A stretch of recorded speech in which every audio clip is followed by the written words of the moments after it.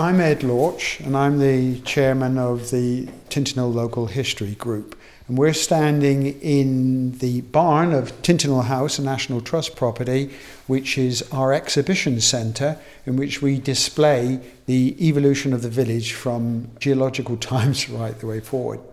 About 3 years ago, we started a local history group, mainly driven by the fact that we realised that this was a village with deep history, lots of information in the records office and in the built environment and the surrounding landscape, and it would be a wonderful project to try and pull together as much of this information as a resource to the community so that the community could go into depth and research in whichever particular area it wanted.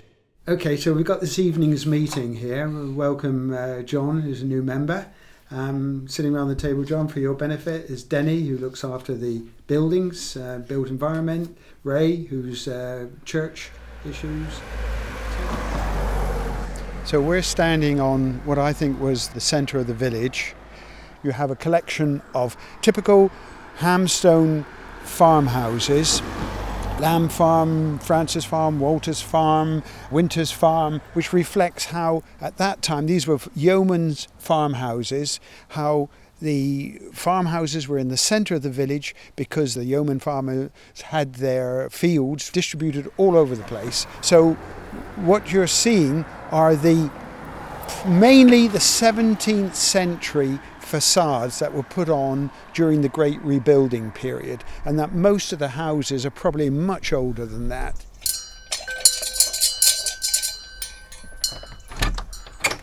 Hello, come on in. Come into my cross passage of my old farmhouse. Let's go from here into what would have been the medieval hallway with the big burning open fire. I'm Denny Robbins. My background is teaching essentially, but I've always had an interest in local history. Almost immediately on arrival in Tinternall, I was swept into the SOMERSET Vernacular Buildings Research Group. And from that, a few of us evolved the Tinternall History Group. The farmhouses, they started off with what we call a 3-unit cross passage. You would have had the hall, which is what you're in now, heated. The inner room beyond it, which may or may not have been heated, the cross passage where you came in, and then the service area at the lower end, kitchen, and all the things associated with farming. So typically that's the pattern that you've got of the old farmhouses down through the village. Could you just tell me about these little stools here on the end of the pier? Do you know, I've never seen anything like that before. That's so unusual. Well, it's difficult to be absolutely certain about it, but what we believe they are, there's 3 of them, and we believe they're the stools that were used by the church wardens. Well, I'm Ray Cousins, and I moved to the village on retirement about 2.5 years ago. I'm a member of the Parochial Church Council, so I've got an interest in the church here anyway. I'm particularly interested in the church records and how they relate to the parish of Tinternall. The church in early times was the centre of village life. I mean, everybody went to church. The church ruled their lives. The church wardens, in fact, had a quasi-judicial function in that they collected taxes, they collected tithes, and they produced records. Those records give us the names of villagers throughout those 250 years and how affluent they were. When I say affluent, I'm talking about affluent in their times, not affluent compared to our times. I mean, income and expenditure was much, much smaller than we're talking about now. You could buy a sheep for a penny. Another example of an entry in the parish records that is quite disturbing, really. If a woman gave birth to a child and the child died in childbirth, the child wouldn't have been baptised and didn't have a name, therefore the child would be referred to as the creature.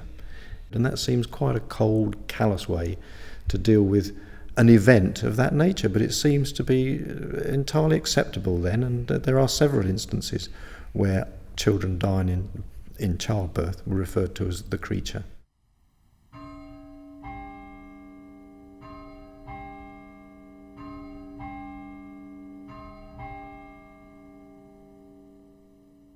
I I'm Anne Lafluffy and I work as secretary to the local history society. I've been interested in history for many years, but it has particularly solidified since I've lived in this very old house and so wanted to know more about the people who lived here. Because we have managed to find a lot of documentation about this house, my interest has centred on the documents, the maps and documents of the village. I was fascinated by one lease that was written out, because all the years are not described by being 1500 and something, 1600 and something. It's in the 10th year of the reign of whichever king or queen, and you work it out from that. And when the lease was done during the reign of Queen Mary, Bloody Mary, it was described in the 5th year of the reign of Queen Mary of England and in the 4th year of reign of King Philip of England. And just as we know in our history books we're taught that Mary married King Philip of Spain, we never think of him as being a King of England. But then he was King of England. When you look into the social history, the landscape, the buildings, etc., you start getting insights into the deep past. There's almost a sense of permanence that emanates from that you actually feel that you are part of it, building deep roots on what is here and is permanent. So I think it's sort of almost like a counterbalance to the type of society we live in, which is all driven with this concept of time. And here you have this solid foundation, which if you want to spend a bit of time on, you can build the picture together. And I think that just gives people a sense of roots, of belonging. I just generally feel that you can't move forward without having gone backwards. But it's just fascinating, isn't it? You know, you live in a building like this and you don't think, well, I own it, so what? You almost feel that you're protecting it, you're the custodian to pass on to somebody else. And I think that when you are privileged to live in somewhere ancient, then you feel the history that's gone before so much more strongly. I have a great belief in history being very important to us because what has gone before has made us what we are today. And without the knowledge of what's gone before us, we can't forge ahead into modern day. Before I retired, I was a police officer. I spent most of my service in the criminal investigation department, and I find some of this research very much like carrying out major crime investigations, and perhaps that's why I enjoy it.